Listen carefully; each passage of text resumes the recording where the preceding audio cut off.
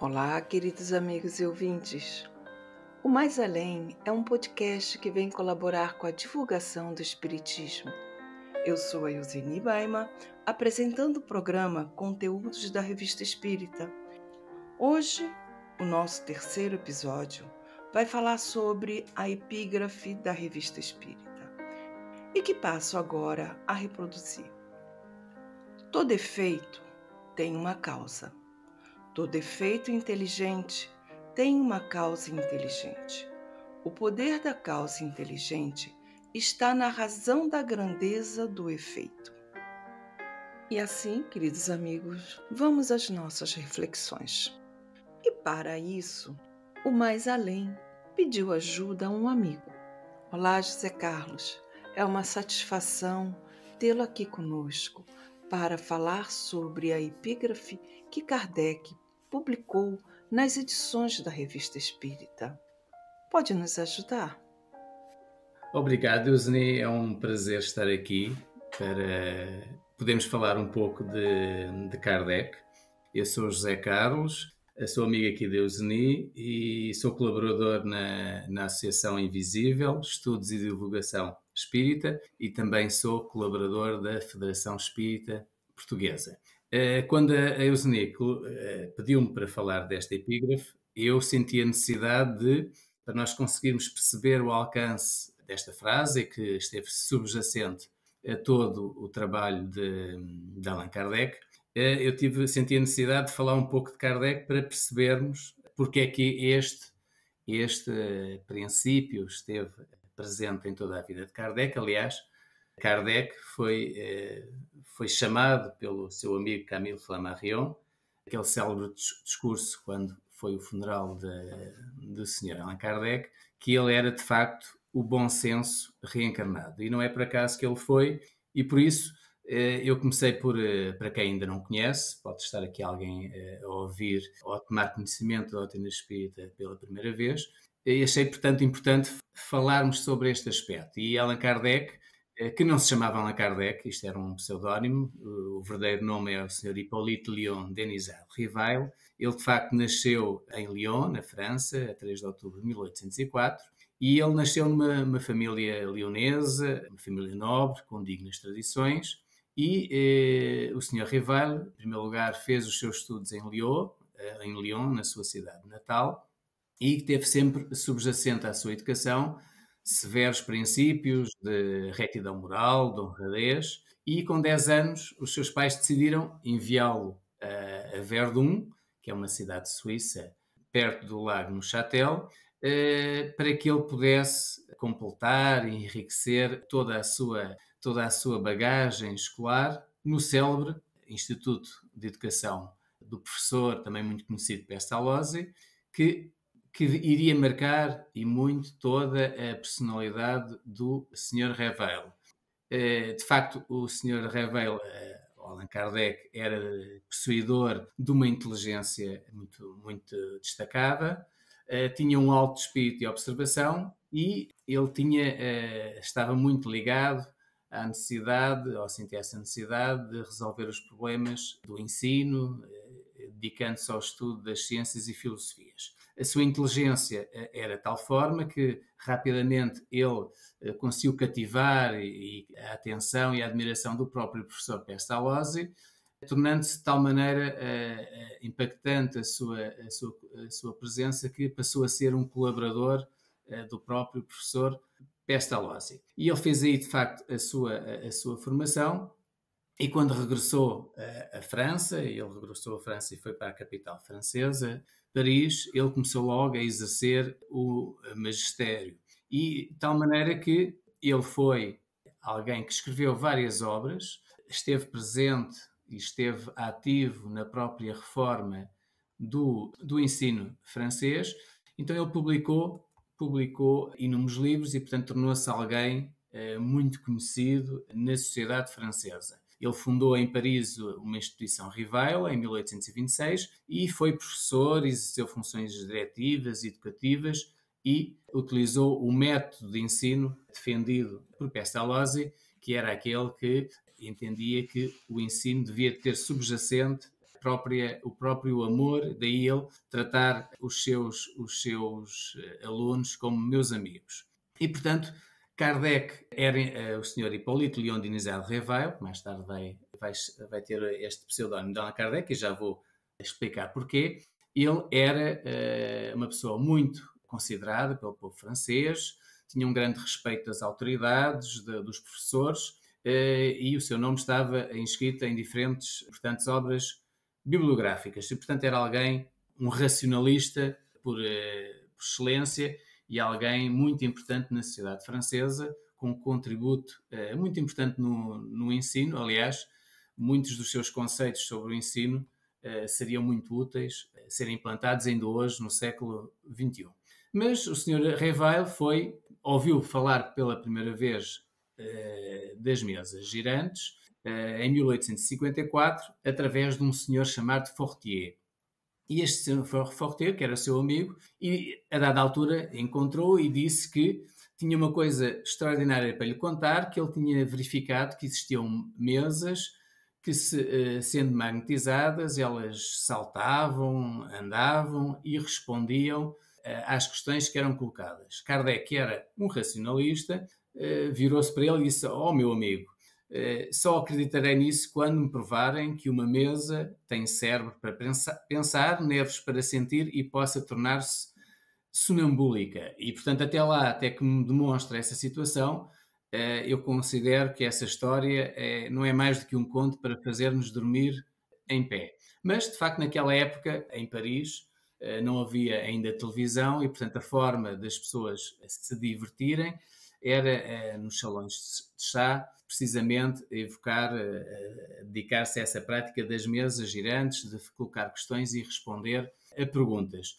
E, portanto, Kardec, os seus amigos foram insistindo para ele assistir, até que em maio de 1855 ele decidiu ir presenciar esses fenómenos. E, de facto, viu que, e ele certificou-se que não havia nenhum embuste nessa situação, que as mesas respondiam combatidas às questões que eram colocadas e que respondiam de forma inteligente. Ele imediatamente percebeu que por detrás daqueles efeitos inteligentes tinha que estar uma causa inteligente. Aliás, Kardec utilizava em tudo aquilo que fazia esse axioma aplicado pela ciência, que é: não há nenhum efeito que não tenha causa. E, portanto, Kardec chegou à conclusão que por detrás daquele efeito inteligente tinha que estar, de facto, uma inteligência, uma causa inteligente, e foi que, então, sem qualquer preconceito, aqueles que respondiam a essas questões através das batidas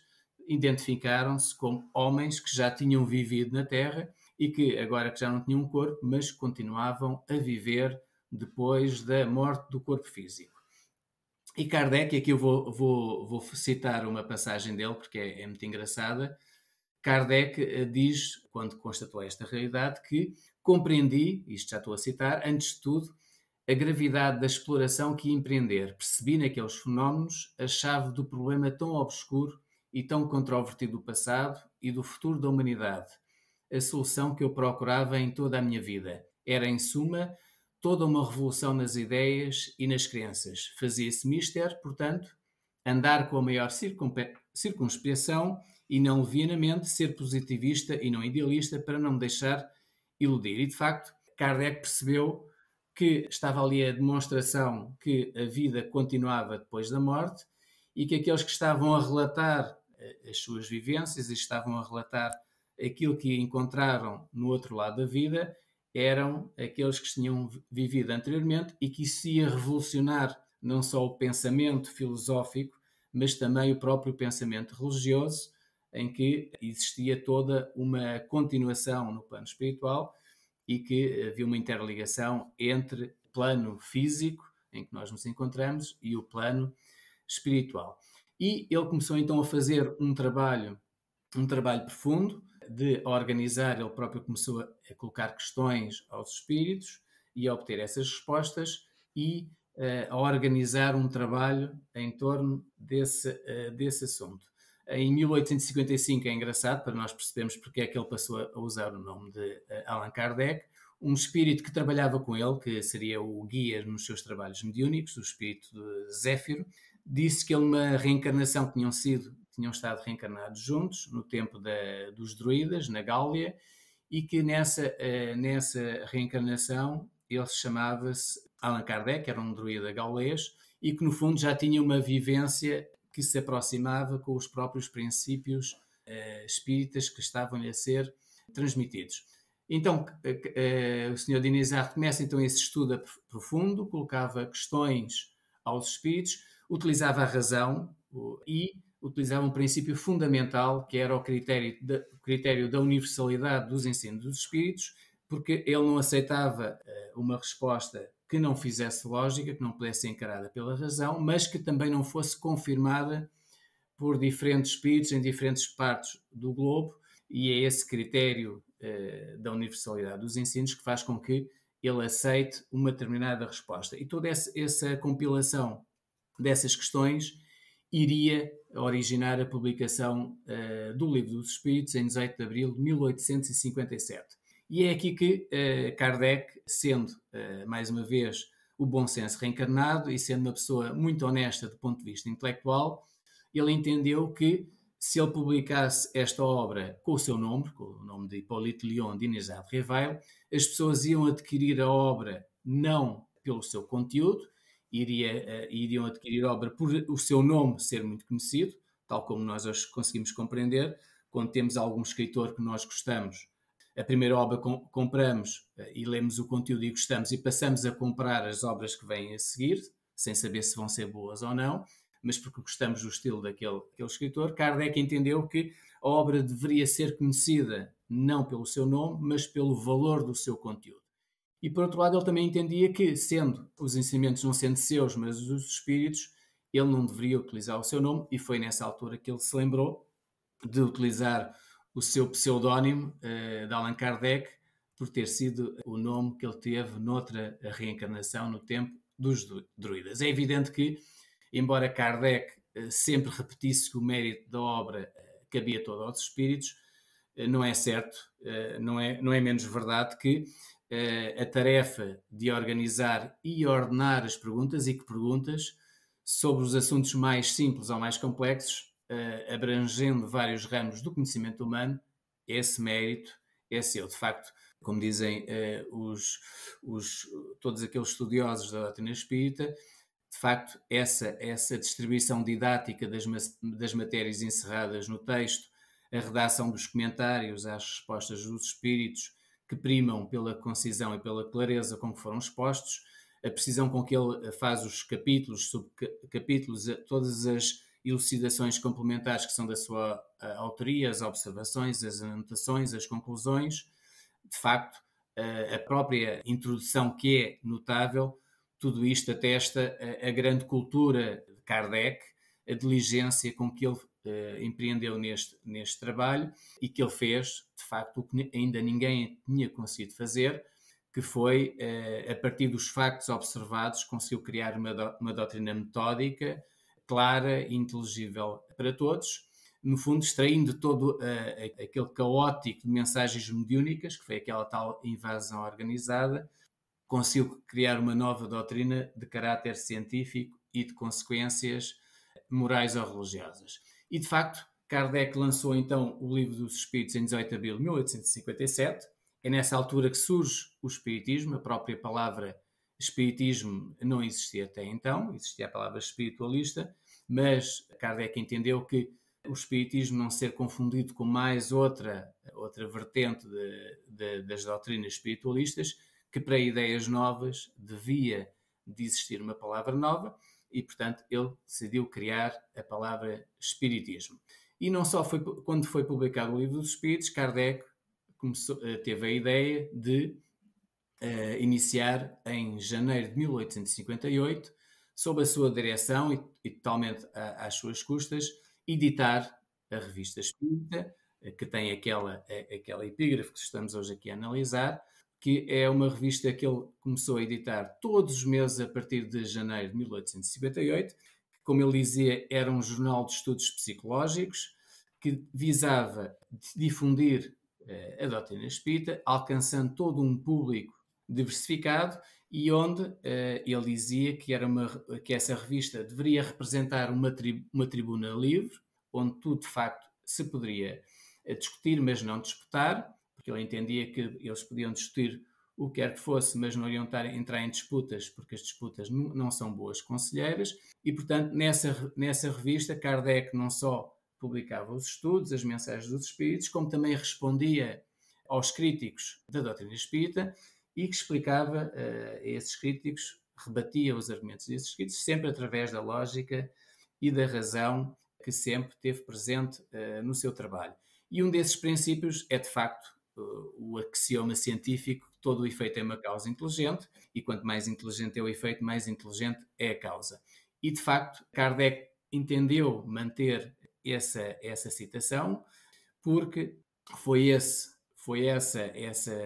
princípio que, estando subjacente a todos os seus estudos, fez com que ele conseguisse demonstrar toda a veracidade da doutrina espírita, porque, de facto, o poder da causa inteligente está diretamente relacionado com a grandeza do efeito. Hoje, nós já não temos a crença em Deus, nós temos a certeza que Deus existe, precisamente porque, ao estudarmos toda a inteligência que está subjacente ao próprio universo, porque o nosso universo é regido por leis matemáticas tão precisas que, alterando uma décima dessas leis, o universo entraria em caos e deixaria de existir. E, portanto, hoje, não sendo tudo aquilo que o homem não consegue criar, revela uma inteligência tão profunda que essa inteligência profunda é aquilo que nós chamamos de Deus, que é o Criador de tudo aquilo que não é capaz de ser criado pelo homem. E, portanto, este facto, este princípio esteve sempre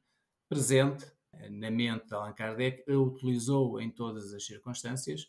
Aliás, ele disse que a doutrina espírita era uma doutrina progressista, que teria que acompanhar a ciência e que a ciência, se um dia a ciência conseguisse demonstrar que qualquer ponto da doutrina espírita estaria errada, a doutrina espírita abandonaria esse ponto e seguiria a ciência. E o que é certo é que, até hoje, e estamos a falar desde 1857, não só a ciência nunca conseguiu pôr em causa qualquer princípio da doutrina espírita, como muitos conceitos que a ciência está hoje a chegar já tinham sido abordados no próprio livro dos Espíritos, como o conceito de matéria, o próprio conceito de perispírito, que hoje a ciência já chegou à conclusão que por detrás do organismo físico existe um modelo organizador biológico que faz com que a montagem, o desenvolvimento das células, a montagem das próprias células tem por si subjacente um modelo organizador biológico,